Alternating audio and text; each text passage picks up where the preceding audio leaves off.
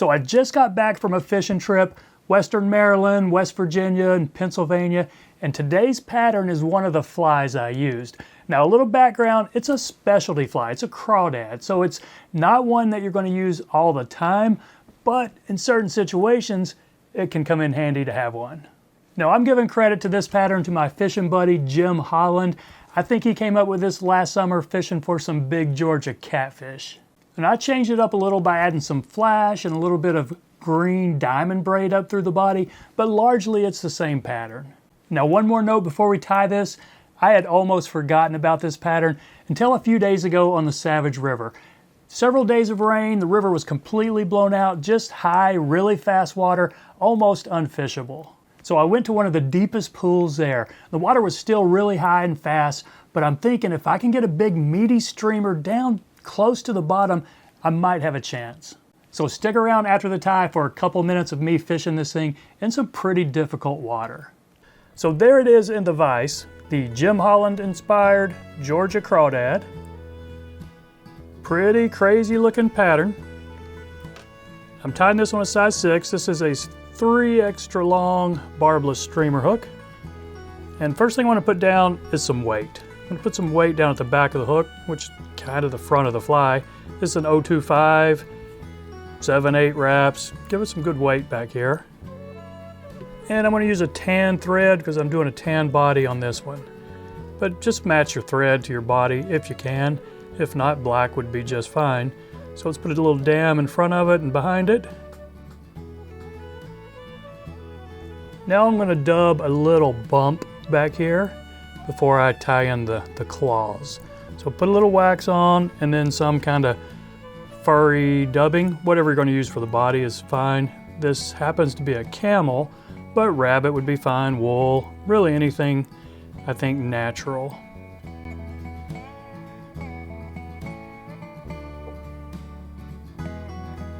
So the purpose of this little bump is really to try and spread out these claws.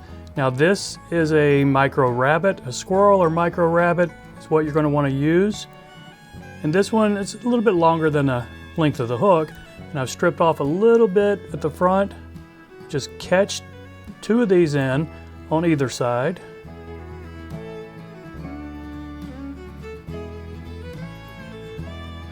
Okay, there's the first one, and I'll one more on this side.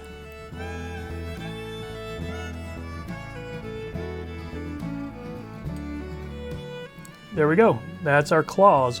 Now, before we do anything else, I've been putting a little bit of diamond braid in mine. I don't know why I did this originally. Maybe some of the crawdads I saw in my waters had a little bit of green in them. I really can't remember why I did this, but I did it, and you know, I'm not going back now. So let's put some wax on and a little bit more of that same dubbing, or a lot more of that same dubbing. We're going to dub it all the way up there to just a little bit behind the eyes. And I want this pretty thick, so it's probably going to take me a couple of applications to get up there to where I want it. And I wouldn't worry about getting a real tight noodle here. We're just trying to bulk up the body a little bit.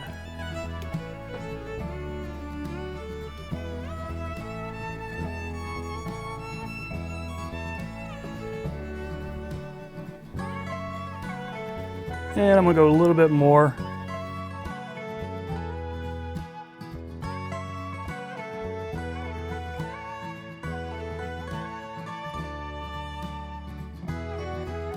Okay, maybe I went a little too far, but we'll make it work. Now let's just go ahead and wrap this green up. Kind of open wraps, it's going to give it a nice hint of green, but still see some of that bulky tan underneath. Now I'm going to catch in my Dumbell eyes. Now, forget for a second that we're putting eyes on the back of this guy. You know, crawdads don't really have eyes at their butt. But the purpose of this is really for weight, and hopefully it'll ride upside down because we're going to be fishing this thing along the bottom. And, you know, with it riding upside down, you'll be less likely to snag. Now I've been putting a little bit of crystal flash on it. This is 4 strands of a pretty thin stuff. And then we'll put some rubber silly legs as well. This is just going to give it a little bit more flash. And don't worry if these stick up on you, because we're going to put a little bit more dubbing that'll lay them down here in just a second. But before that, just a little bit of rubber legs right here. Whatever color you want, I think. You know, maybe try to match the color of the crawdad you're tying, whether it's an orange or a brown or a tan. And I'm going to leave 2 in the back and leave 2 going forward.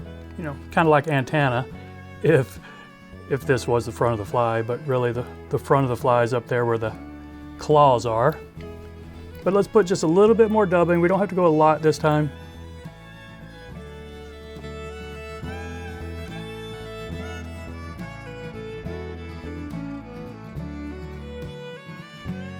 And this one, I'm going to leave these front antenna right here, and then just try to anyway. Put a couple of wraps right here, and then 1 or 2 up through it. And with any luck, you got these antenna leaning forward still. And now just try to get a whip finish right up here. These eyes are a little bit, these dumbbell eyes are a little bit close to the eye of my hook, but as long as I can still get my big fat 4X tippet through there, I'll be fine. So let's do a whip finish right here.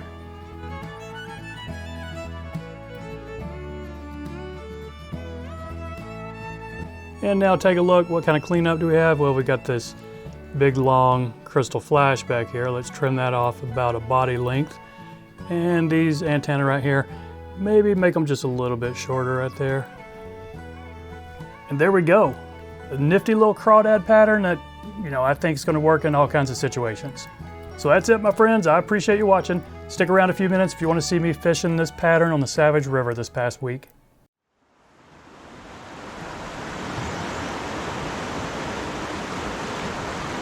Okay, good evening from the Savage River. I'm here on a weekday. It's about 5 p.m., 75 degrees out, so it's a beautiful day, but it's been raining all week. I'm not sure, I'll show you the water in a second. It is really high and really fast. And I'm fishing with a fiberglass 2-weight. I was hoping to be fishing some dry flies. Probably not gonna happen with the water conditions the way they are today. So I've tied on just, it's a crawdad pattern. Very heavy squirrel zonker strips, kind of a rust colored with a little bit of greenish flash in it. I just made it up last fall and haven't used it very often. I don't think I've ever caught anything with it. It's going to be challenging fishing this thing with a 2-weight, but the water conditions, I need something heavy that I can throw out here in this fast, deep water and let it get pretty deep if I have any chance of getting anything out of here. Chances are probably low, but I'm already here, so why not give it a shot? So here is the water. This is the PhD pool just upstream of the bridge. Normally you can wade across up there. That's about waist deep. Believe it or not, I'm standing in knee-deep water right now and I can't even go any farther out there. So this is very high and very fast.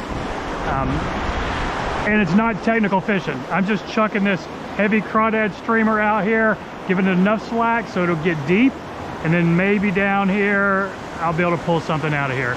We'll see. It'll be a challenge if I do, but it's worth a shot.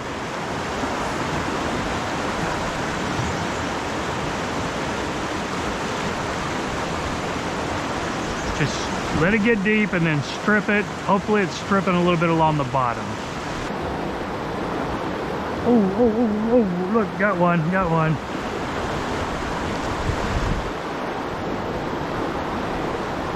Not too big, but in this current, pretty good fight. Can you see the bend here in this 2-weight?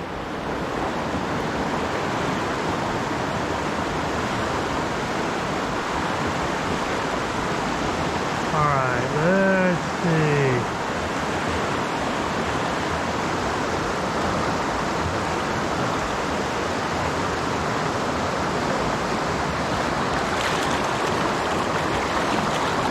Oh, that's not a bad fish.